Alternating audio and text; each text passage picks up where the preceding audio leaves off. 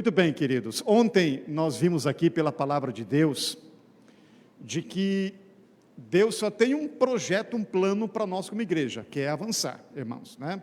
Então nós vimos ontem na carta aos Hebreus, capítulo 12, que o autor diz, olha irmãos, é para correr, não é? É para correr a corrida que está proposta. E aí lembramos que ele usa uma figura de linguagem, pegando aqueles fiéis do Senhor lá do Antigo Testamento, toda aquela lista do capítulo 11, e ele fala, olha, esse pessoal um dia correu também, um dia foi com eles lá, e eles permaneceram, perseveraram, apesar de tudo que eles passaram. Aí o autor diz, bom, agora é conosco, né? Agora é com a gente. E ele fala, olha, nós estamos rodeados dessa nuvem de testemunhos, ou seja, aquele pessoal, figuradamente, é alguém que está na arquibancada do estádio olhando para nós, porque um dia eles estiveram lá na arena e agora estão na torcida, de maneira simbólica falando aqui. E nesta noite, meus irmãos, o meu desejo, minha oração, é que esta palavra possa alcançar, de maneira mais específica. É claro que quando a Bíblia fala que a Bíblia, as Escrituras são a espada do Espírito, é que o Espírito Santo usa a palavra dele como quer, da maneira que ele quer. O meu desejo pessoal, minha oração, é que de uma forma muito específica, embora essa palavra seja para todos nós aqui, ela possa alcançar de uma forma muito tremenda a vida de alguém nesta noite, ou de algumas pessoas, que porventura parou no meio da caminhada.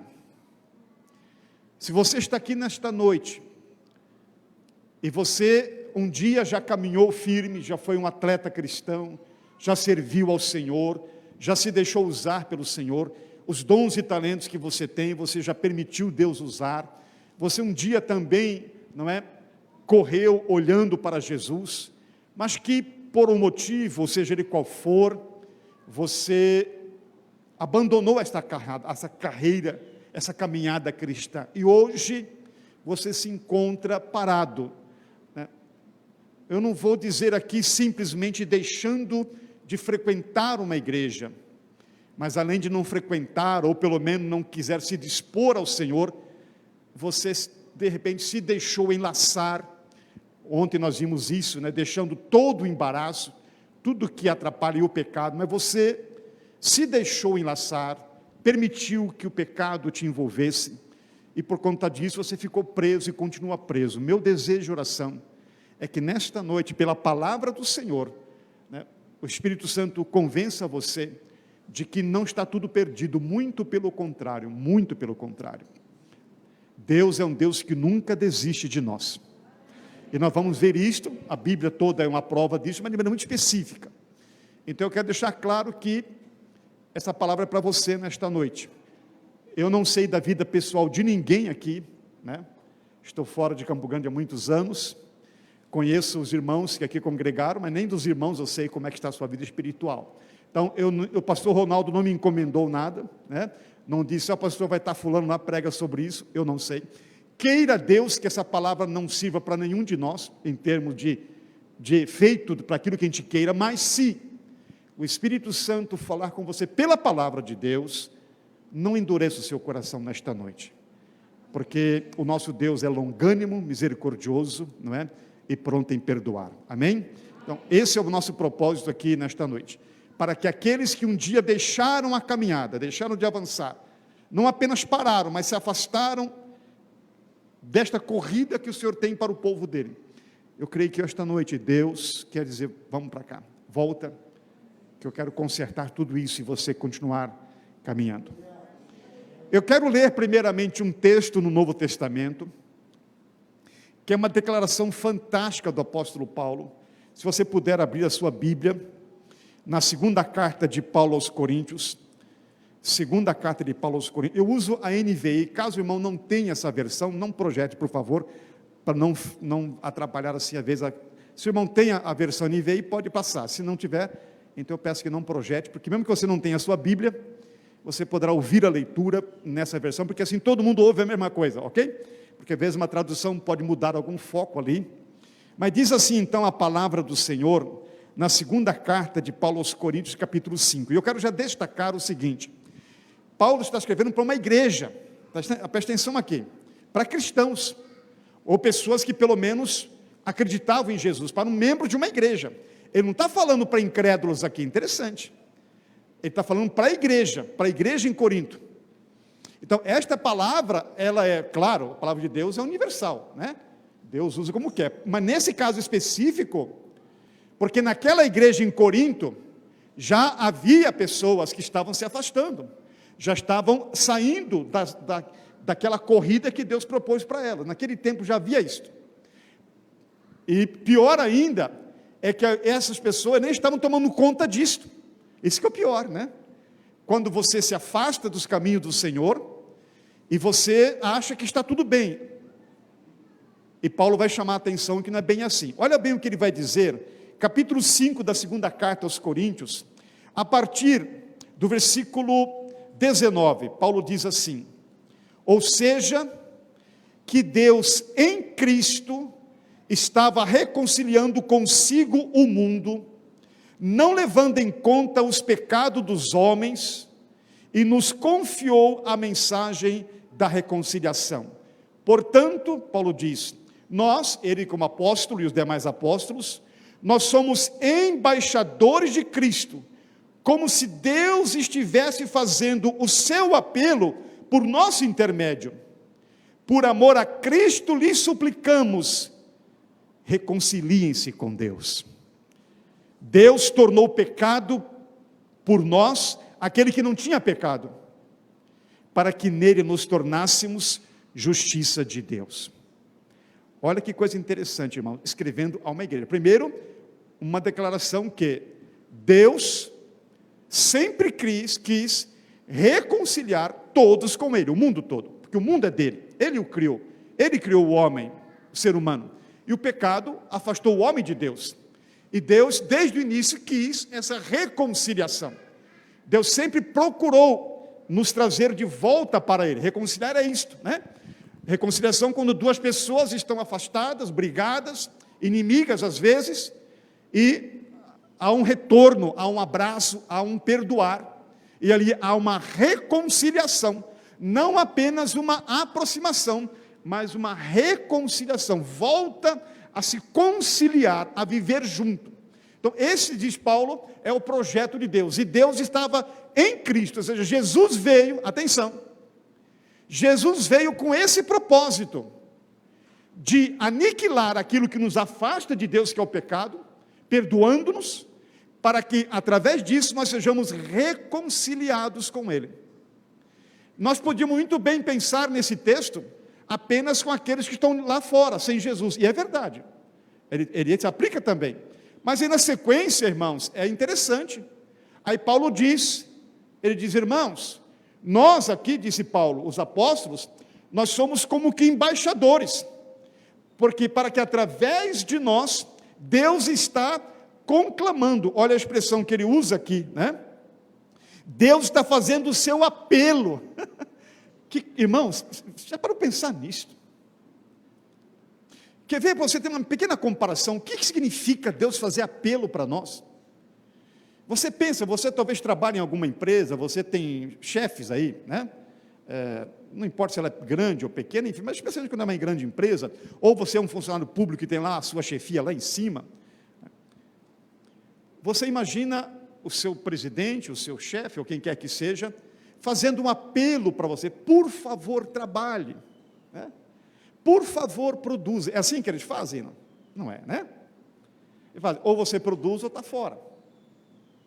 Agora, olha aqui, o Criador do céu e da terra, desse Deus que a gente está adorando, irmãos, que não é ninguém menos do que o único Deus, o Criador, aquele que é desde a eternidade, ele está fazendo um apelo, e Paulo não está aqui usando de poesia não, porque Jesus revelou para Paulo pessoalmente isto, e Paulo diz assim, Deus está apelando para vocês, através de nós, qual é este apelo? Reconciliem-se com Ele, reconciliem-se com Ele, irmãos, que coisa, não é mais o pastor da igreja, não é mais um outro irmão, um grupo de irmãos, não é um familiar seu, que ainda está firme, todos esses são embaixadores de Deus, pelos quais Deus está chamando você, apelando para você, convidando você, dizendo: volte para mim, reconcilie-se com Deus, reconciliem-se com Deus. E o que Deus fez para prover isso? Como é que vai resolver isso? Porque você sabe que não há como pagar o nosso pecado, não é verdade? Não há. Como é que você vai pagar tudo de mal que você tem feito para Deus? Como é que você vai expiar o seu próprio pecado? Então o que Deus fez? Deus tornou pecado por nós aquele que não tinha pecado, para que nele nos tornássemos justiça de Deus. Ou seja, Jesus Cristo, olha aqui para mim, Deus Cristo pagou o preço naquela cruz, por você, pelos seus pecados, e claro, pelos meus também. Eu não estou aqui, eu estou dizendo que essa mensagem é mais específica, embora ela sirva para todos. Talvez seja só uma pessoa que esteja nesta situação aqui, não sei, mas será para uma pessoa. E Deus está apelando para você, dizendo: chega de endurecer o coração, chega de espernear, chega de fugir, chega de desviar do meu apelo, porque não é o pastor, não é o seu familiar crente, não é alguém amigo seu que é crente, que é salvo, não, é Deus que está chamando você através dessas pessoas. É o que Paulo diz, nós somos embaixadores, somos porta-vozes, estamos aqui como representantes dele, para que você então, interessante, olha o que ele diz aqui no versículo 6, capítulo 6, verso 1, como cooperador de Deus, insistimos com vocês, para que não recebam em vão a graça de Deus, pois diz a palavra: eu o ouvi em tempo favorável, eu o socorri no dia da salvação, digo-lhes que agora é o tempo favorável, agora é o dia da salvação, aleluia. Mensagem evangelística também, mas Paulo está falando para quem um dia serviu a Cristo. Hoje é dia de você se salvar, se livrar dessas amarras, você voltar para a raia, para a arena que o Senhor um dia você se afastou, e voltar a amar a Jesus, servir a Jesus, andar nos caminhos dele, sendo livre, liberto de todo o pecado, de todas as amarras que tem envolvido a sua vida. Dito isto, eu quero ler agora um outro texto, agora no Antigo Testamento, que é uma narrativa, algo que aconteceu com uma pessoa, um rei, e eu creio que o que aconteceu com aquele homem é justamente uma descrição do quanto Deus espera e deseja a nossa reconciliação com Ele. O quanto Deus deseja. O quanto para Deus não existe fundo do poço. Não existe. Não existe poço tão fundo que Deus não possa alcançar. E nós vamos ver aqui agora nessa leitura, narrando um fato que ocorreu na vida de um homem, que eu tenho certeza que nenhum de nós foi tão fundo, tão na lama quanto ele. E como que Deus fez com a vida dele, ok? Combinado? Depois a gente volta para essa declaração, mas não perca de vista esta declaração. Deus está apelando. Essa expressão é muito forte, gente, porque estamos falando Deus podia muito bem nos lançar no inferno. Deus teria todo o direito de nunca mais nos querer na presença dele, você por acaso.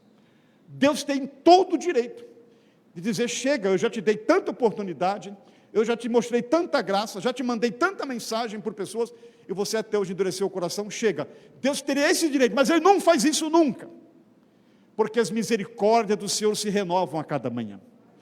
Porém, Paulo diz: não recebamos esta graça em vão, é pela graça, não há como você pagar. Ele quer hoje purificar toda a sua vida, e Ele pode, Ele quer fazer isso, mas é preciso eu me lançar, me quebrantar, me deitar diante desta oferta, desta graça. Vamos ver então esse texto no Antigo Testamento. Abra sua Bíblia no segundo livro das Crônicas de Israel, segundo livro das Crônicas, capítulo 33. Segundo Crônicas, capítulo 33.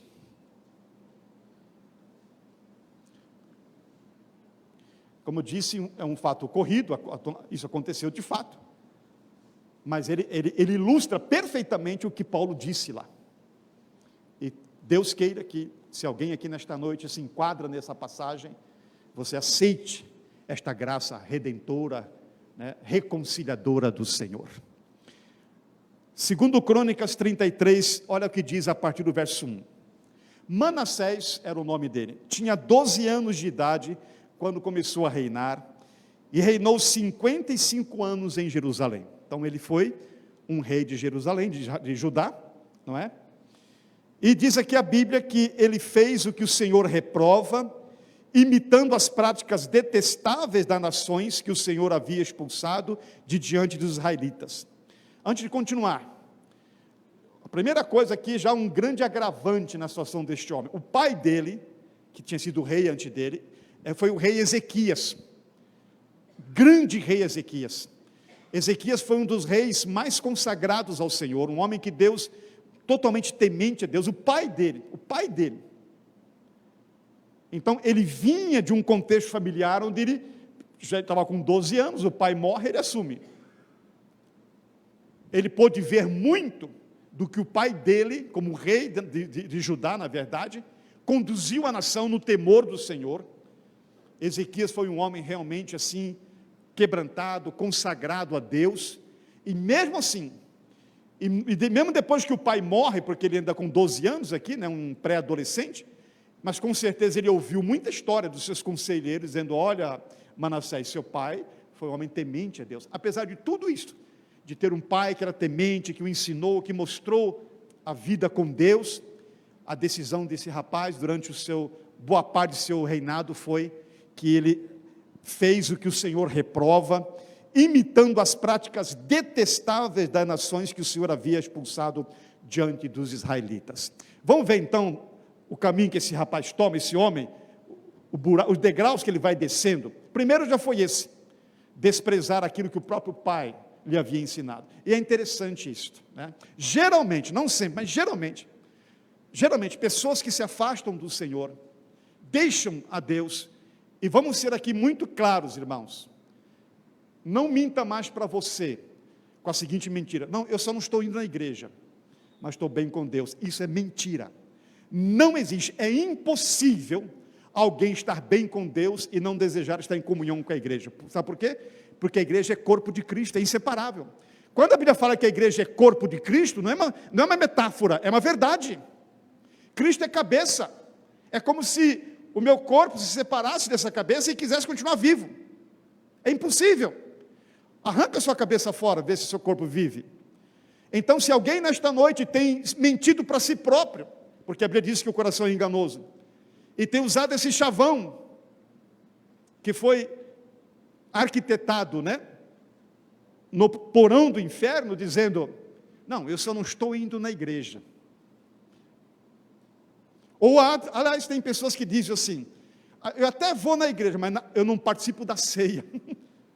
Como se essas coisas justificassem o pecado e o abandono. Eu estou sendo muito sincero com você, até porque eu vou embora mesmo amanhã e você briga com o pastor Ronaldo depois. Não é, pastor? Muito bem. É ou não é a verdade? Você que está aqui, se Deus está te falando, você sabe o que eu estou te dizendo. Não, eu não preciso da igreja. Então você não precisa de Cristo, porque a igreja é corpo dele, é inseparável. Isso não é uma figura, não, é Bíblia. Então quando a Bíblia fala que Jesus é a cabeça, não é uma figura, não, ele é. Não existe Jesus sem a igreja, não existe. Na carta aos Efésios, Paulo diz, no capítulo 1, que a igreja é o complemento de Cristo, que Jesus sem a igreja é incompleto. Você sabia disso? É um mistério, é um mistério. Aí Jesus sem a igreja, ele é incompleto. Pastor, como? É mistério de Deus isso aí. Então, geralmente, pessoas que se afastam, tem já alguém na família, talvez um pai, uma mãe, uma tia, alguém que o levou, ou que tem algum familiar, vê aquela pessoa que é firmada, que anda com Cristo, esse homem também, então já começa aí o problema dele. Vamos em frente então.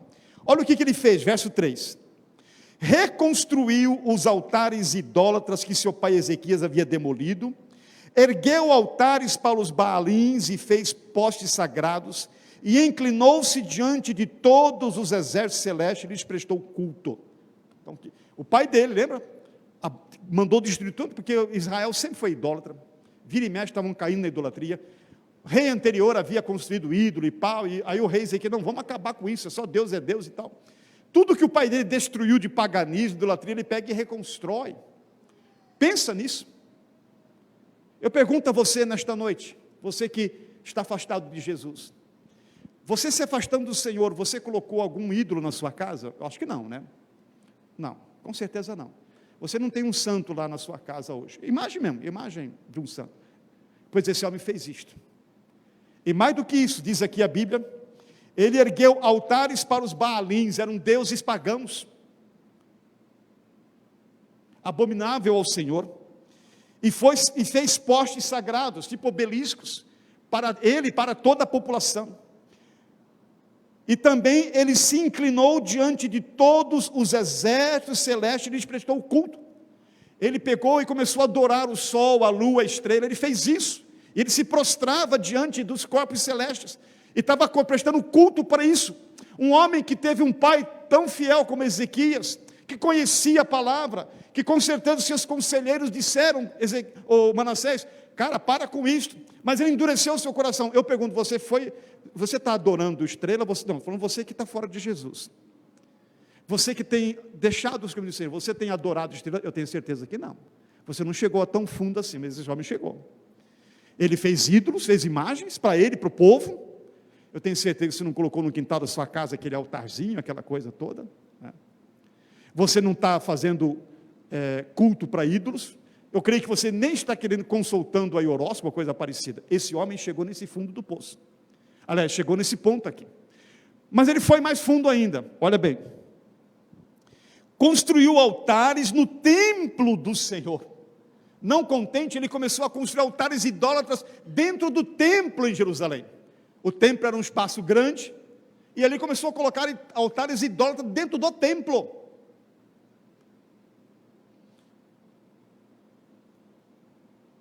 Eu tenho certeza que você, por mais afastado que esteja de Deus, você jamais aceitaria, você ficaria indignado se soubesse que nesta igreja aqui, estão colocando altar aqui no pátio ali, né, pastor? Você ficaria indignado, pois esse homem fez isto. Um homem que, como você, conhecia Deus, viu o pai dele servindo a Deus. Ele fez isto aqui. Nos dois pátios do templo do Senhor, ele construiu altares para todos os exércitos celestiais. Construiu altares para a lua, para a estrela, para o planeta, para adorar a Deus, para adorar essas estrelas. Verso 6, chegou a queimar seus filhos em sacrifício no vale de Ben-Rinom.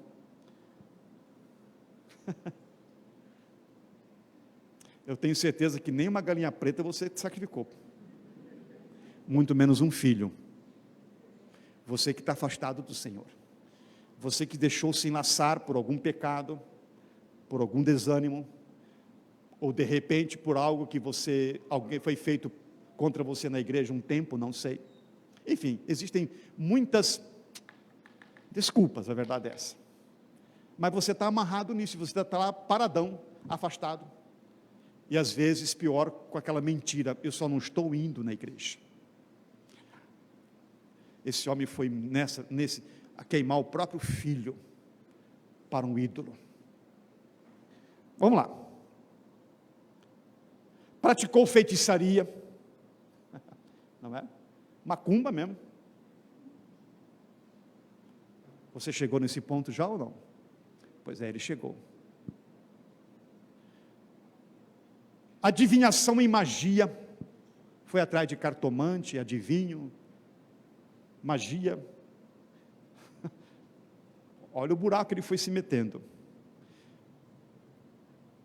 Chegou a consultar médiuns, aqueles que consultam espíritos dos mortos.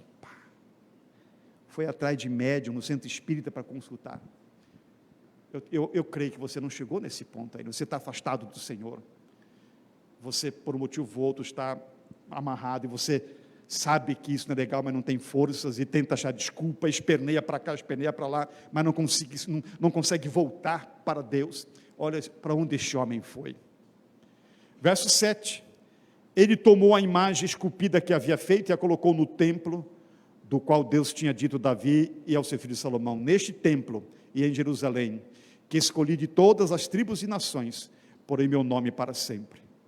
Não farei os pés dos israelitas deixarem novamente a terra que dei aos seus antepassados, se não tiverem o cuidado de fazer tudo o que lhes ordenei, e todas as leis, decretos e ordenanças. Olha o verso 9. Mas Manassés, porém, desencaminhou o povo de Judá, ao ponto de fazerem pior do que as nações que o Senhor havia destruído diante dos israelitas. Tudo que é de podre aquele homem fez. Um homem que conhecia Deus, pelo menos através das Escrituras, certamente profeta, certamente o seu pai, enfim, seus conselheiros. Olha para onde ele foi, olha o buraco que ele se enfiou, olha que lama que ele se enredou. Verso 10, o Senhor falou a Manassés e ao seu povo, mas não lhes deram atenção. O que está falando aqui? Como é que Deus falou? Através dos profetas. Deus mandava ano após ano: Manassés, se converta, abandone isso, para com isto, né? Pessoal, vamos lá. Esse homem, naquele tempo era o rei que conduzia, tá bom? O rei era o pastor da nação, é ele que dizia: olha, é por aqui, você tem que fazer isso aqui. Então, ele caiu no poço e levou o povo com ele. E Deus mandando profeta, mandando profeta, mandando profeta. Não sabemos quantos anos isso durou, mas não foi pouco, porque ele reinou quanto tempo aqui? 55 anos, então não foram poucos anos. Essa vida distante de podridão, de abandono do Senhor.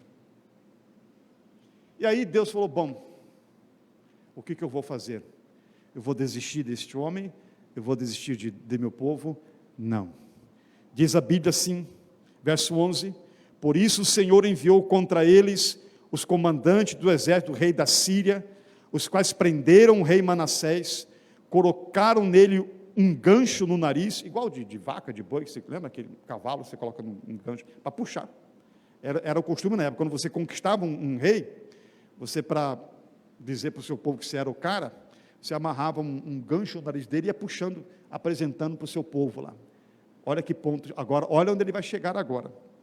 Colocou um gancho no seu nariz e algema de bronze, e o levaram para a Babilônia. Deus então pesou a mão. Sabe por quê? Aquela famosíssima frase, lembra? Quem não vem pelo amor, vem pela dor. Está aqui. E foi pela dor que este homem, humilhado, vendo o seu reino desfacelado, ele então está preso. Agora, olha o que diz aqui no verso 12. Em sua angústia, ele buscou o favor do Senhor, o seu Deus. Humilhou-se muito diante do Deus dos seus antepassados. Quando ele orou, o Senhor o ouviu e atendeu o seu pedido, e o trouxe de volta a Jerusalém e ao seu reino. E assim Manassés reconheceu que o Senhor é Deus. Por que eu fiz questão de ler aqui esse passo?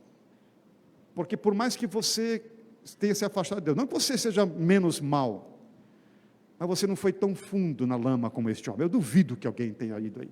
Alguém que um dia experimentou a Cristo, um dia alguém que louvou, que serviu, enfim, alguém que andou com o povo de Deus, hoje se afastou, está afastado.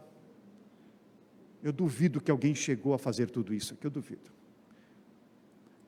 Não estou dizendo que existe pecadinho ou pecadão, mas as coisas muito porcas, muito repugnantes, que nós cometemos, e esse homem fez tudo isso, conhecendo a verdade, não é na ignorância não, ele era do povo de Deus, e quando então ele se viu naquela angústia, o que ele fez? Ele orou, e pediu: Deus, me perdoa, e tem misericórdia de mim. E o que Deus fez? É isso que eu quero sempre. Eu quero que vocês se reconciliem comigo. Infelizmente você esperou chegar nesse ponto. Eu mandei profeta, mandei o meu povo, mandei meu servo te falar, tanto tempo, e você endureceu o seu coração. Eu tive que fazer isso com você, porque eu amo você. Eu não quero você distante de mim. Eu quero você usufruindo da minha presença. Eu quero você usufruindo da minha presença. Queridos irmãos, Como eu disse, essa palavra de maneira específica, embora o Espírito Santo, ele é soberano para fazer o que Ele quer. Mas meu desejo e oração nesta noite é que, se alguém nesta noite, ou se mais uma pessoa, se enquadra nesse perfil, de que você tem se afastado do Senhor, o seu coração está distante de Deus, você perdeu toda aquela alegria, de repente este culto aqui está meio... Porque quando a gente está longe de Deus, o culto é coisa...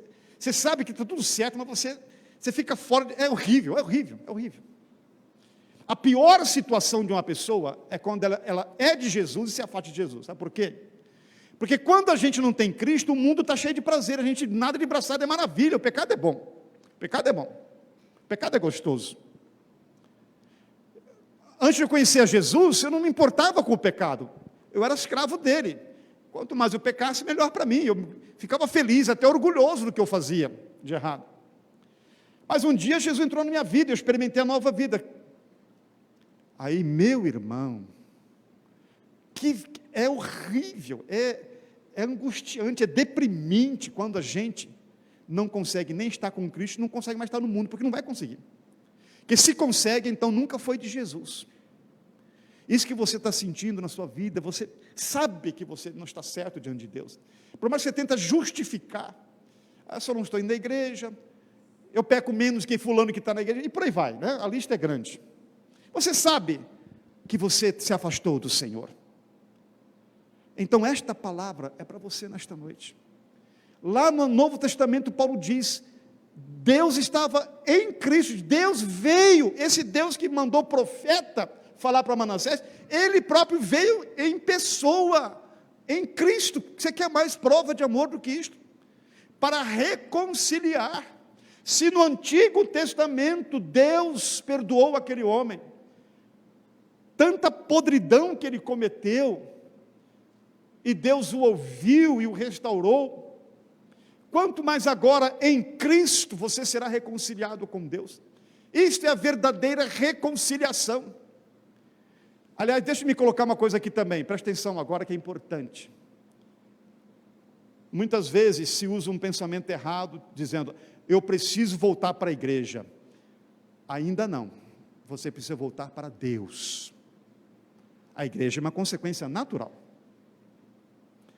Porque se você quiser apenas voltar para a igreja, sem a reconciliação verdadeira com Deus, sem tratar com Deus o seu pecado, sem permitir que Deus o lave, sem confissão, sem arrependimento, sem quebrantamento, como diz aqui, né? Ele angustiou-se diante da situação, e aqui diz que ele se humilhou diante de Deus.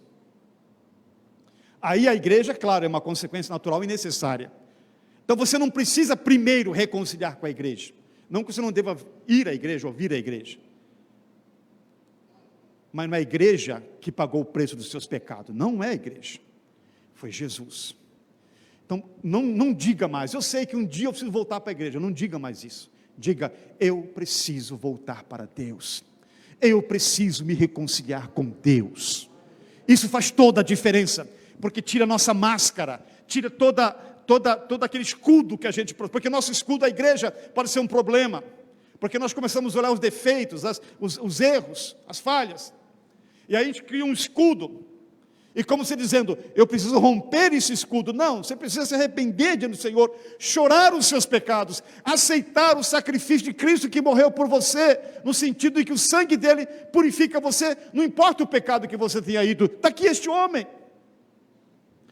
Se Deus restaurou Manassés, por que ele não pode fazer isso com você? E tem mais ainda, olha o que diz verso 14, depois disso, ele, Manassés, Deus restaura o reino a ele reconstruiu e aumentou a altura do muro em torno da cidade de Davi, Jerusalém, ao vale da fonte de João, no vale, até a entrada da porta do peixe, também pôs comandantes.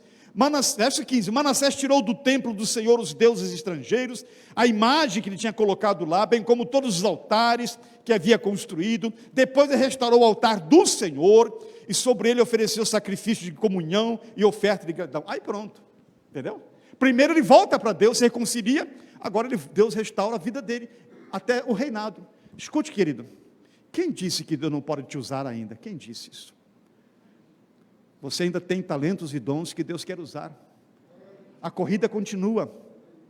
A corrida continua, não parou. Deus ainda quer usar você. E acredite na palavra. Não é o pastor Orlando, esquece de mim. Fie-se nesta palavra. Deus estava em Cristo. Qual o propósito de Jesus vir? Para reconciliar a gente com Deus. Seja aquele que nunca aceitou a Cristo, seja aquele que nesta noite está aqui, que um dia se confessou Cristo, foi batizado, se envolveu, mas se afastou do Senhor. Virou as costas, tornou-se adversário de Deus pelas suas práticas. Mas Deus não quer isto. E é interessante que Paulo fala, não é? Nós somos embaixadores. Deus, através de nós, está fazendo um apelo. Gente, essa palavra é muito forte. Esse Deus santo, esse Deus, gente, esse Deus que podia chegar e dizer, sai de, né? Igual você faz com um mosquitinho ali. Entendeu? Quando acerta uma mosquinha aqui, sai daqui, mosquinha. Deus podia fazer isso com a gente. Mas Deus nos ama. Porque Deus quer que nós experimentemos o seu amor, a sua graça. Tudo isso é pela graça. É o que Paulo falou aqui, não é?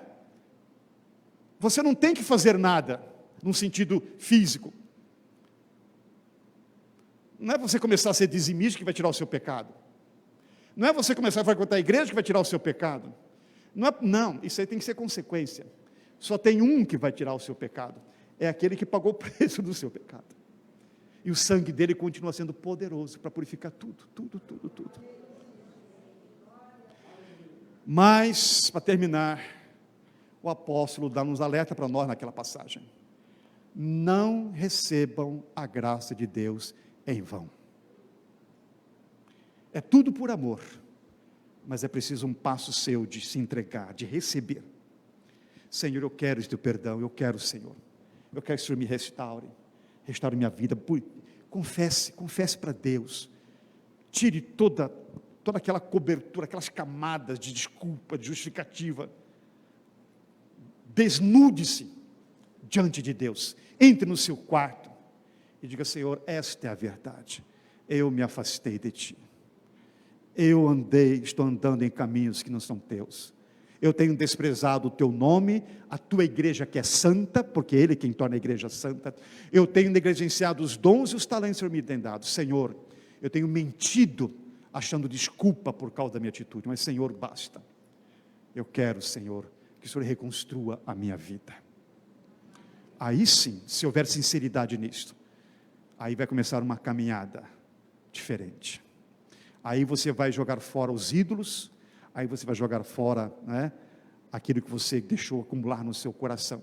O Espírito Santo vai trabalhar através da palavra. Aí sim a igreja vai te ajudar, com certeza o pastor, seja você aqui no portal, ou qualquer igreja, chega o pastor e diga, pastor. Aliás, para terminar, queridos, eu quero contar um fato que ocorreu com a gente agora mesmo, já em Jataí. Estamos ali há 1 ano e 3 meses.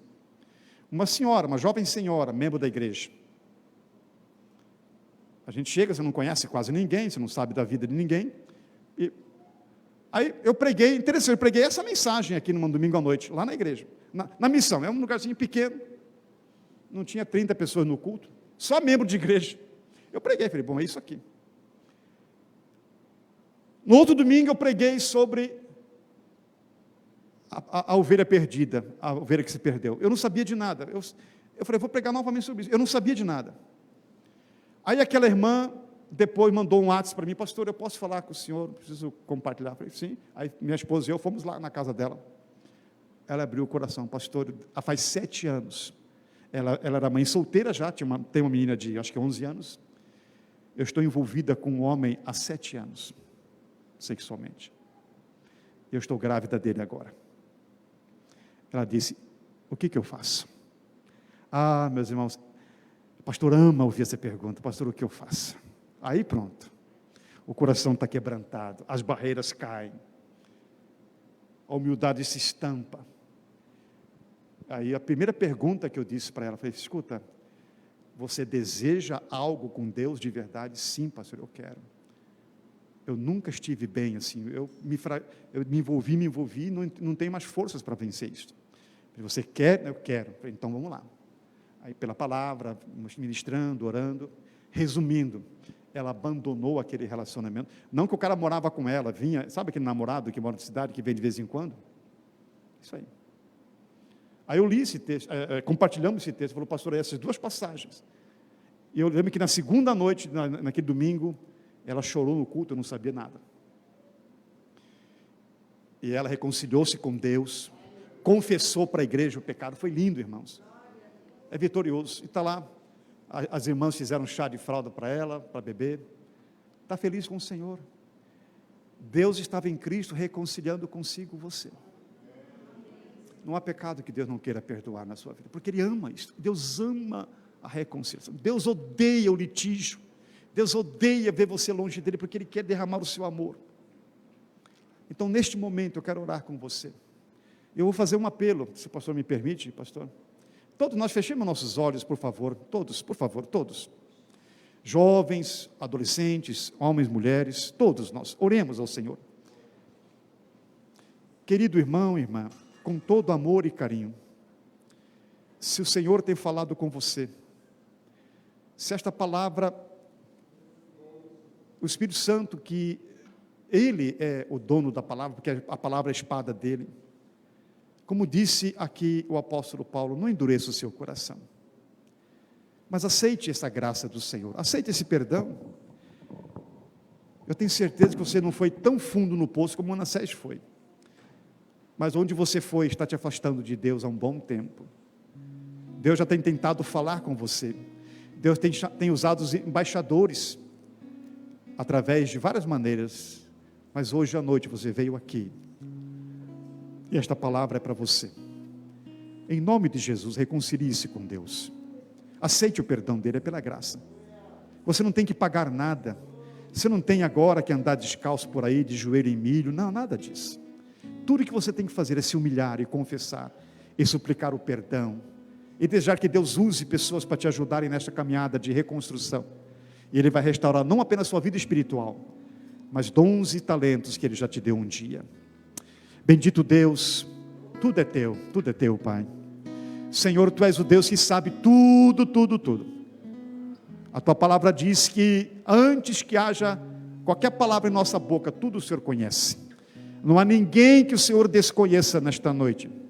O Senhor sabe exatamente, ó Pai, a situação que cada um de nós está. Ó Deus, obrigado pelo Teu imenso amor, maravilhosa graça. Cantamos no início desse culto, maravilhosa graça. Oh Pai, tudo é pela graça. Tudo que temos que fazer, tudo que Manassés teve que fazer, é se humilhar e pedir a graça e o perdão do Senhor. E Deus restaurou a sua vida e o seu reinado. Ó Deus, em nome de Jesus, que Teu Espírito agora convença para essa pessoa a não mais se resistir a Ti, porque ela não está resistindo à igreja, ela não está resistindo ao pastor ou a um familiar, ela está resistindo ao Teu amor. Que coisa, Pai. Em nome de Jesus, haja quebrantamento, ó Pai, neste momento, haja um desejo sincero de uma reconciliação contigo.